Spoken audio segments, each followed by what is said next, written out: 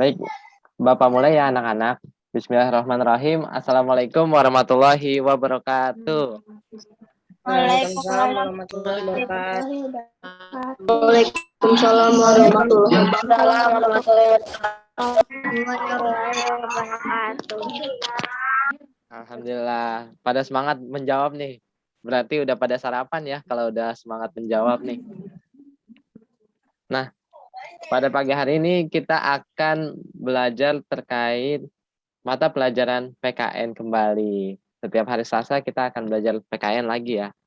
Dengan pembelajarannya hari ini yaitu kita akan membahas terkait persatuan dan kesatuan di negara Republik Indonesia. Nah, sebelum kita lebih lanjut lagi, angkah baiknya kita berdoa dahulu ya sebelum pembelajaran dimulai. Adakah yang ingin memimpin doa pada pagi hari ini? Waalaikumsalam.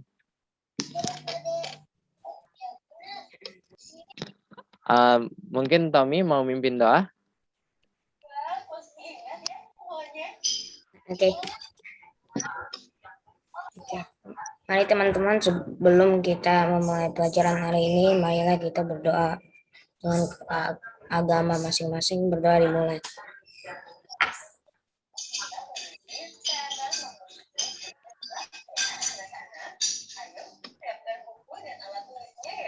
Selesai. Oke, berdoa selesai. Terima kasih kepada Tommy yang telah memimpin jalannya doa pada pagi hari ini.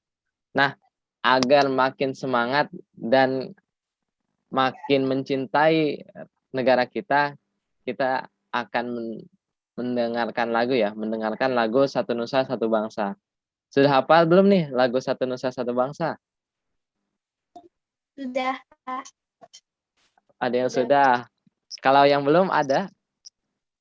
Oh, jangan-jangan masih ada yang belum hafal nih ya? Saya sudah hafal. Oh, sudah hafal, alhamdulillah. Oke. Bapak izin share screen ya.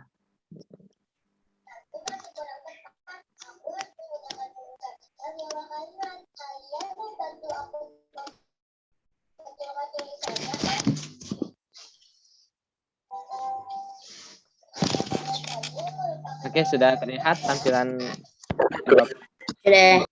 Sudah. Oke. Kita mulai ya.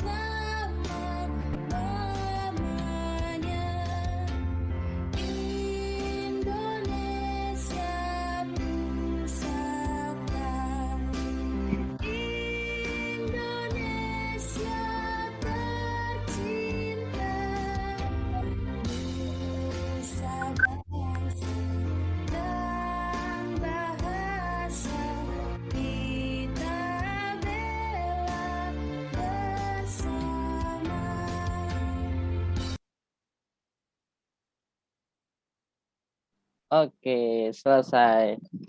Tadi kita sama-sama ya telah menyanyikan lagu Satu Nusa Satu Bangsa yang memiliki makna untuk kita tetap menjaga persatuan dan kesatuan di negara kita, negara Indonesia. Nah, selanjutnya kita akan memasuki pembelajaran kita pada pagi hari ini. Sudah pada siap belum? Sudah ya? Sudah, Pak.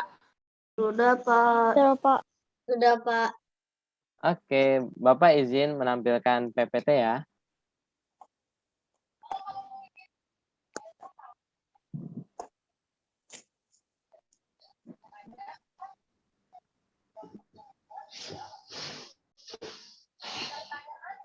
Nah, sudah terlihat PPT yang Bapak tampilkan? Sudah, Pak. Oke, kalau gitu Bapak mulai ya. Pada pagi hari ini kita akan belajar pembelajaran PKN di tema 5 subtema 1. Yang materinya tentang menjaga persatuan dan kesatuan di Republik Indonesia. Kita next. Nah, sebelum kita lebih lanjut nih, kita harus tahu dulu nih terkait sejarah bagaimana persatuan dan kesatuan di Republik Indonesia ini tercipta.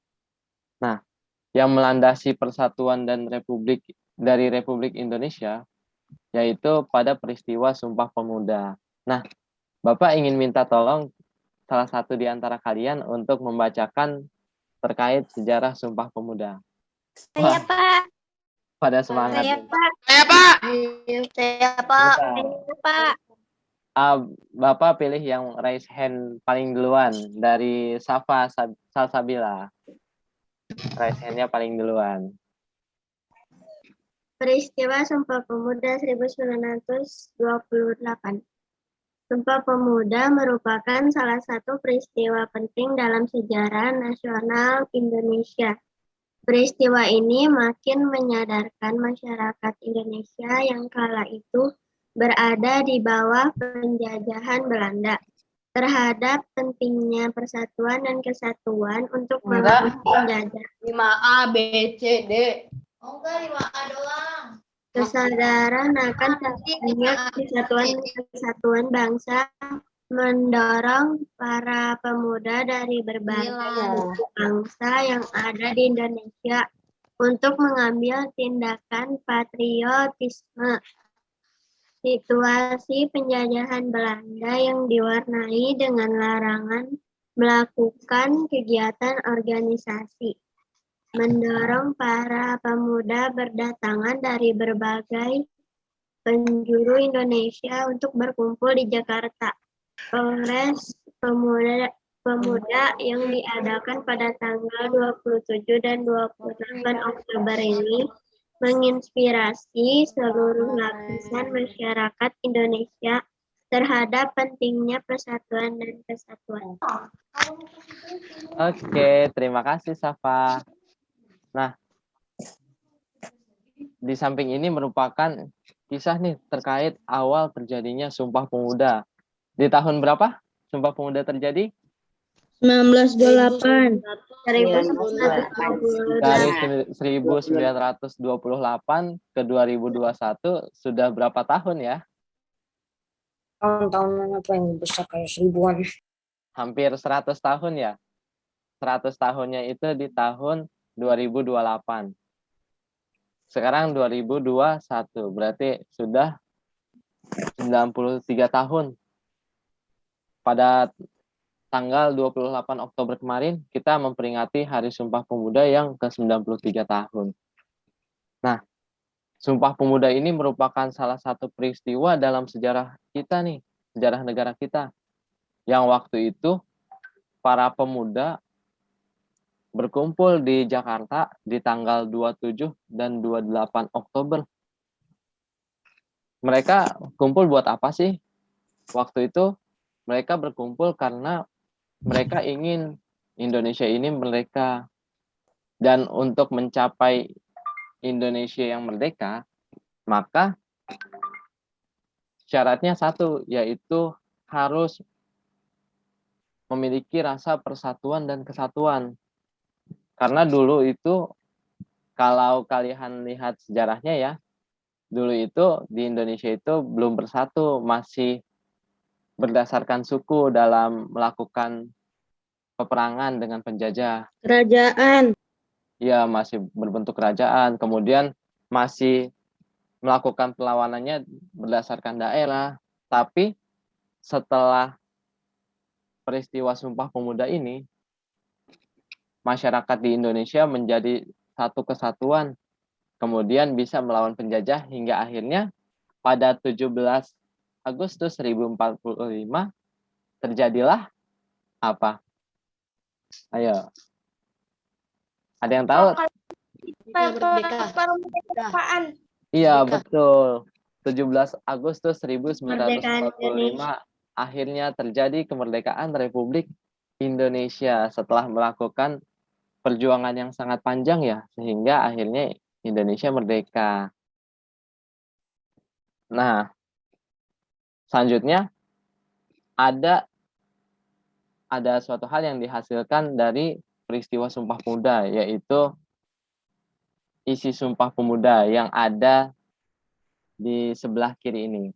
Nah, sekarang ada yang mau bantu Bapak lagi untuk membacakan? Saya, Pak. Saya, Pak. Oke. Udah raise hand, Pak. Yang raise hand kedua, sebentar. Yang raise hand kedua Umar ya? Boleh, Saya, Umar. Pak. Sebentar. Nah, silahkan Umar. Isi Sumpah Pemuda 1928. Pertama, kami putra dan putri Indonesia mengaku bertumpah darah yang satu tanah Indonesia. Kedua, kami putra dan putri Indonesia mengaku berbangsa yang satu bangsa Indonesia. Ketiga, kami putra dan putri Indonesia menjunjung bahasa persatuan bahasa Indonesia. Nah, yang tadi terima kasih ya Umar yang telah membantu Bapak membacakan isi Sumpah Pemuda. Nah, isi Sumpah Pemuda ini keren banget ya. Yang pertama itu mengaku bertumpah darah yang satu, tanah Indonesia. Kemudian yang kedua mengaku berbahasa yang satu, bangsa Indonesia. Dan yang ketiga menjunjung bahasa persatuan, bahasa Indonesia. Nah, dari sini telah menggambarkan ya bahwa peristiwa Sumpah Pemuda ini membuat masyarakat di Indonesia semakin menyatu, semakin memiliki rasa persatuan dan kesatuan sehingga bisa melahirkan kemerdekaan. Nah, Waalaikumsalam. Pada saat Sumpah Pemuda ini, waktu itu dibacakan dengan suara yang sangat lantang dan beramai-ramai gitu. Kemudian membacakan 3 hal ini. Lalu sehabis itu para pemuda di seluruh Indonesia yang berkumpul saat Sumpah Pemuda itu balik ke daerahnya dan kemudian melanjutkan perjuangan untuk meraih kemerdekaan. Nah, ada siapa aja sih di peristiwa Sumpah Pemuda ini? Kita akan ke slide selanjutnya. Berikut adalah organisasi yang terlibat saat Sumpah Pemuda. Ada Jong Java. Kalau Jong Java kalian tahu dari mana? Jawa. Iya, dari Jawa. Kemudian ada pemuda kaum Betawi. Lalu ada Jong Batak, Jong Celebes, Jong Islamitin Bon, PPPI, Sekarukun, Jong Javanya ada 2 ya. Yang terakhir ada Jong Sumatera Nenbon. Nah, harusnya ini yang Jong Java satu lagi ini Jong Ambon ya. Jadi benar-benar nih waktu itu pemuda di seluruh Indonesia bersatu di Jakarta untuk melaksanakan Sumpah Pemuda. Oke. Kita next ya. Nah, selanjutnya yaitu usaha mempertahankan kesatuan dan oh, ini salah lagi ya. Sebentar. usaha mempertahankan persatuan dan kesatuan di NKRI. Nah, sebelum lanjut, ada yang ingin membantu Bapak lagi membacakan? Saya Pak. Iya, Pak.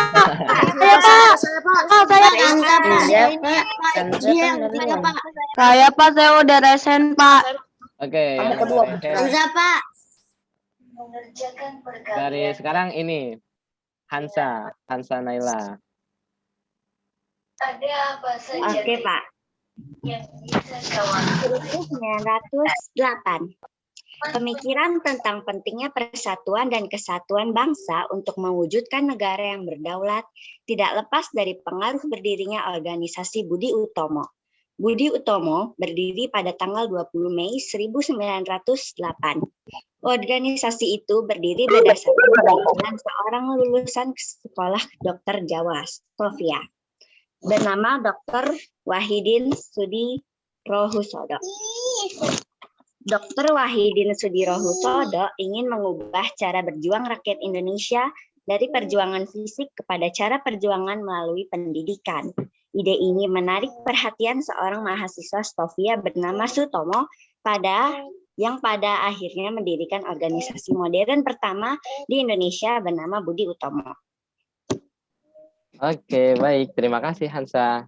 Nah, Iya, Pak. Terima kasih. sebelum akhirnya peristiwa Sumpah Pemuda terjadi, jadi pada tahun 1908, nah, kalau dari tahun 2021 ke 1908 itu berapa tahun ya?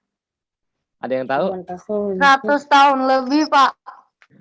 Iya, 100 tahun lebih. Udah 100 tahun lebih ya. Nah, jadi awal akhirnya Indonesia mulai ingin merebut kemerdekaan itu di tahun 1908. Waktu itu Dr. Wahidin Sudirohusodo nih yang sebelah kiri. Ini beliau namanya Dr. Wahidin Sudirohusodo. Waktu itu beliau berpikir untuk akhirnya gimana caranya meraih kemerdekaan tidak hanya melalui senjata, melainkan melalui ide-ide yang cemerlang. Dan akhirnya Dr. Wahidin Sudirohusodo ini menarik perhatian dari Dr. Sutomo. Nah, Dr. Sutomo itu yang mana sih? Nah, Dr. Sutomo ini yang sebelah kanan. Dan beliau yang membuat organisasi Budi Utomo. Nah, Budi Utomo itu apa sih? Budi Utomo itu organisasi yang akhirnya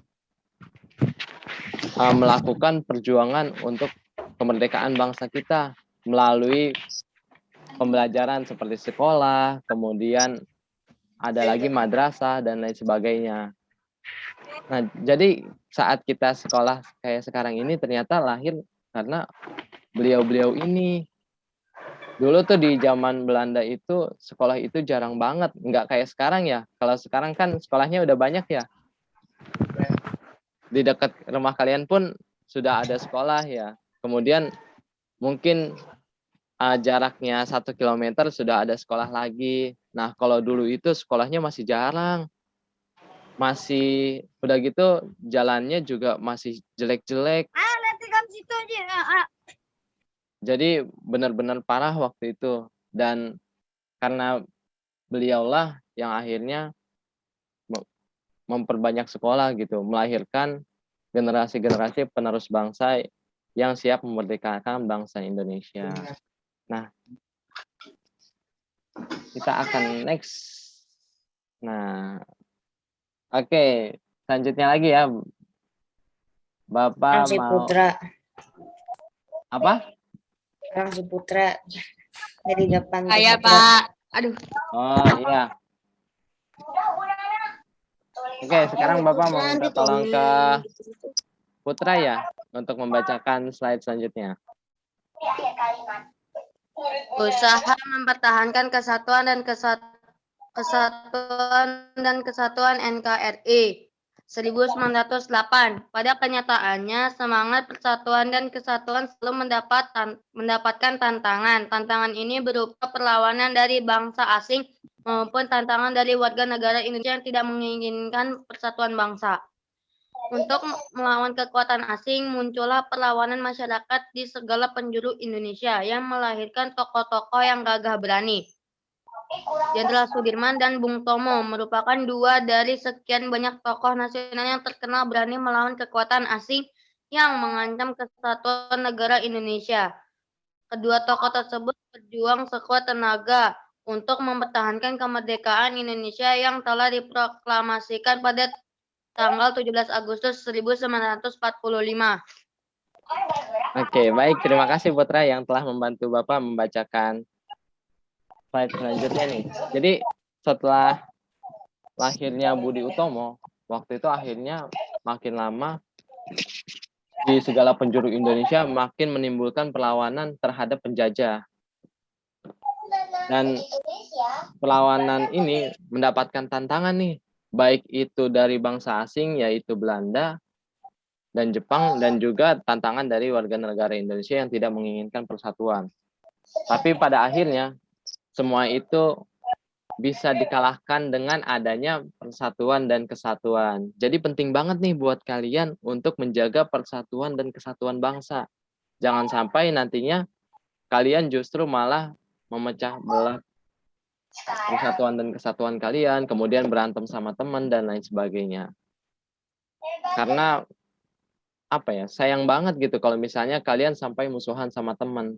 Usaha-usaha pahlawan yang telah dahulu seperti Jenderal Sudirman, Bung Tomo, Insinyur Soekarno yang sudah susah payah menyatukan Indonesia, masa harus terpisah lagi Indonesia karena ulah orang-orang yang berantem ya. Jangan sampai ya kita menimbulkan permusuhan satu sama lain. Agar Indonesia ini dapat terus bersatu dan tetap ada. Oke, next. Nah, berikut cara-cara menjaga persatuan dan kesatuan di lingkungan sekolah. Yang pertama yaitu melakukan kegiatan kerja bakti atau gotong royong. Di sini ada yang tidak pernah ikut kerja bakti atau gotong royong? Saya pernah Pak sekali. Pernah sekali. Kalau yang belum pernah, ada gak? Saya pernah, Pak. Saya pernah Saya palingan ikut. ngeliatin doang, Pak. Sempet ngeliatin doang. Kasihan dong temennya yang kerja bakti. biasanya.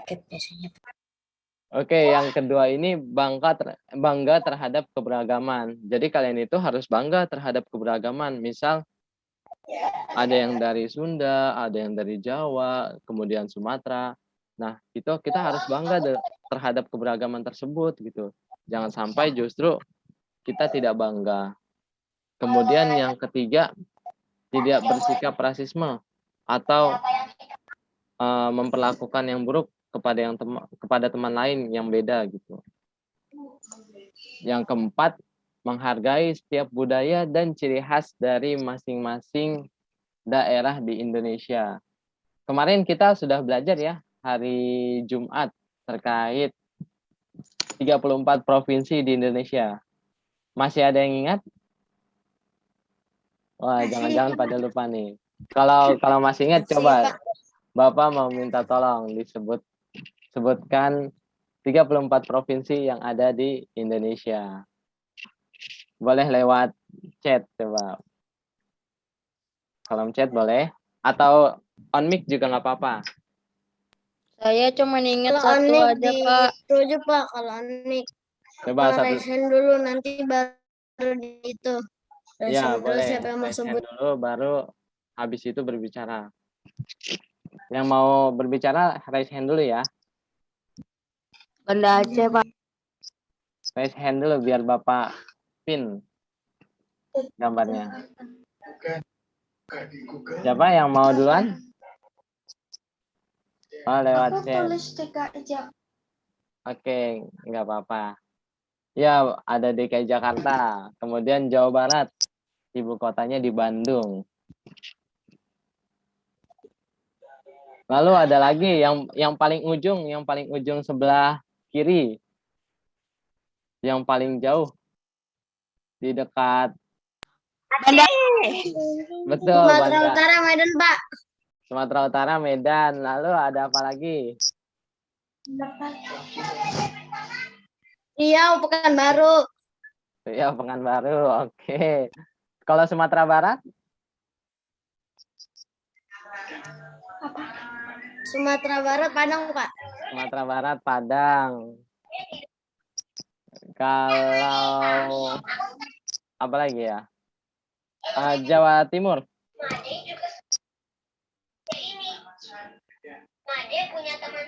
Saya Pak. Ya. Surabaya. Ya. Kalau Jawa Tengah,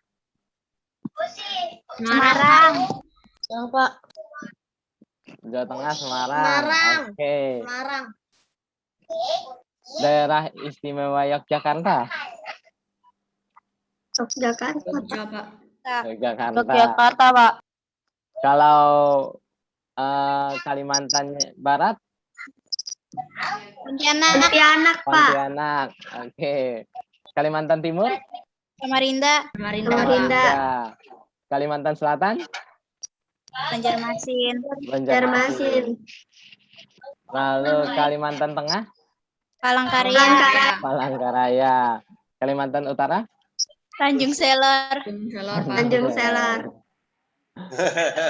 Lalu siapa nih yang nyoret-nyoret? Mario, Pak. Mario, tolong ditutup ininya, mic-nya. Mario, tolong ditutup mic-nya. Oke, sudah. Oke, kita Terima kasih, lanjut. Mario. Ibu kota dari Maluku. Ambon. Ambon. Pak. Lalu ibu kota dari Sulawesi Tengah. Palu. Pak. Palu. Oke. Palu. Ternyata banyak banget ya. Ada 34 provinsi di Indonesia dan 34 ibu kota juga. Dan itu merupakan apa ya? Dan setiap daerah ataupun provinsi yang ada di Indonesia punya budaya dan ciri khas dari masing-masing. Maka kita wajib menghargai setiap budaya dan ciri khas dari masing-masing daerah tersebut. Nah, yang kelima, cara menjaga persatuan dan kesatuan di sekolah yaitu bersatu padu dan bekerja sama dengan teman-teman. Jangan sampai ada temannya yang kesulitan, tidak mau bantu, ataupun misal lagi kerja bakti malah temennya diliatin, nggak dibantuin. Jangan sampai kayak gitu ya. Jangan sampai seperti itu. Nah, yang keenam, tidak membeda-bedakan teman dari manapun asalnya. Jadi, bermain itu dengan siapa saja tanpa membeda-bedakan, baik itu agamanya apa, kemudian sukunya apa, dan lain sebagainya. Dan ketujuh, tidak menimbulkan perselisihan antar teman, jangan sampai berkelahi. Dan terakhir, saling membantu teman yang sedang kesusahan. Kalau misalnya ada teman yang kesusahan, misal lagi membawa buku banyak gitu, dan dia kesusahan, maka kalian harus menolongnya. Jangan sampai temennya susah, cuman ngeliatin aja. Terus temannya lagi kesulitan, malah enggak dibantuin. Jangan sampai seperti itu ya. Apalagi kalian sudah masuk PTM ya, sudah masuk PTM. Nah, karena sudah masuk PTM, jangan sampai jangan sampai gitu melihat teman yang kesusahan malah tidak dibantu.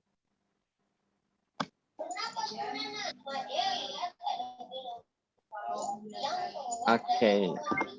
Kira-kira selain di sini, cara menjaga persatuan dan kesatuan di sekolah itu ada apa aja ya? Selain yang ada yang Bapak tulis nih. Kalau menurut kalian cara menjaga persatuan dan kesatuan yang lainnya apa ya? Boleh jawab di kolom komentar. Sudah Bapak enable untuk semuanya.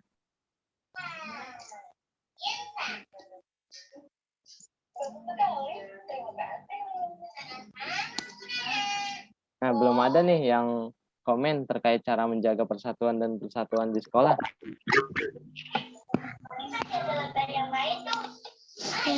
Kalau menurut Umar, ada lagi nggak, Mar? Cara menjaga persatuan dan kesatuan di sekolah?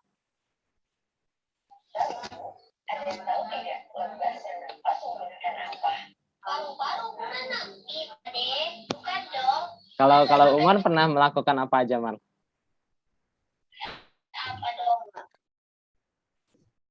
Lakukan apa di sekolahan? Untuk menjaga persatuan dan kesatuan.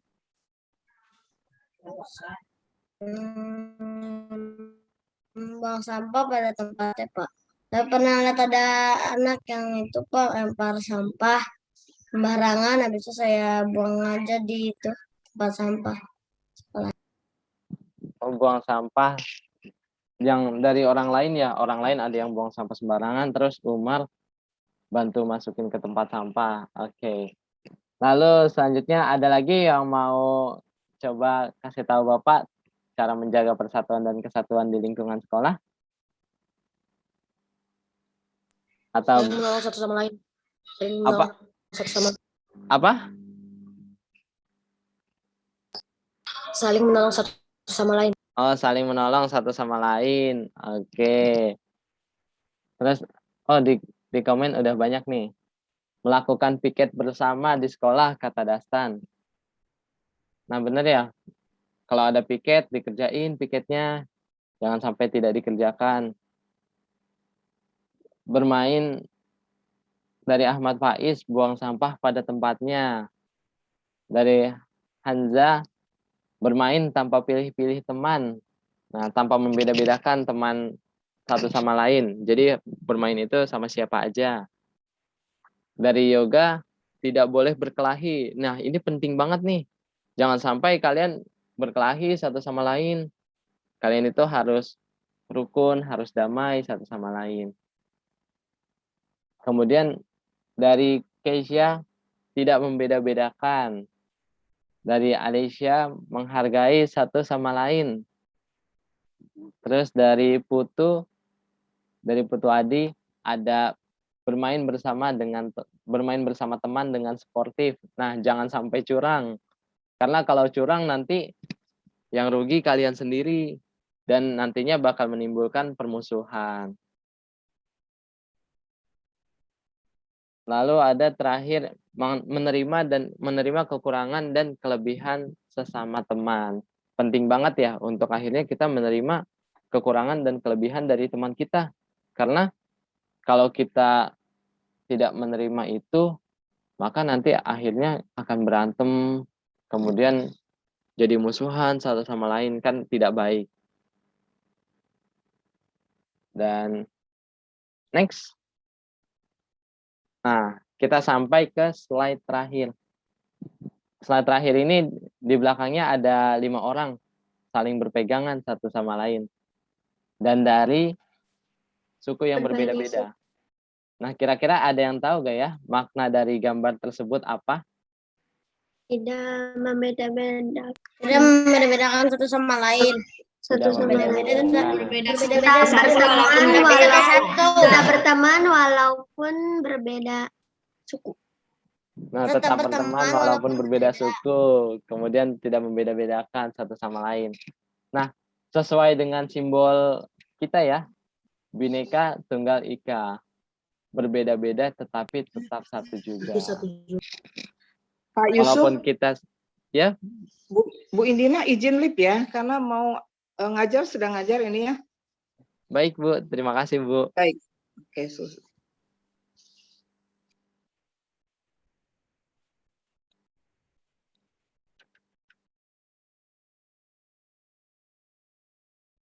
Baik, Bapak lanjutkan ya. Sesuai simbol kita, Bhinneka Tunggal Ika, tidak membeda-bedakan ataupun berbeda-beda tetapi tetap satu juga gitu. Walaupun kita berbeda tapi kita tetap satu, yaitu Indonesia. Oke, sekian. Ada yang mau ditanyakan? Kagak, Pak. Cukup ya? Wah, Azam ada adiknya. Zoom-nya bareng sama adik ya, Zam ya? Iya, Pak. Dia ada Zoom. Terus Umar juga Zoom-nya bareng Avenger. Di belakangnya ada Avenger ya, Mar ya? Oke, kalau tidak ada yang ditanyakan, kita akhiri ya. Oh ya, nanti ada tugas ya seperti biasa di Zoom. Di Google Classroom. Di Google Classroom. Form ya, Pak? Ya, Google Form nanti tugasnya. Dikirimnya di Google Classroom kan, Pak?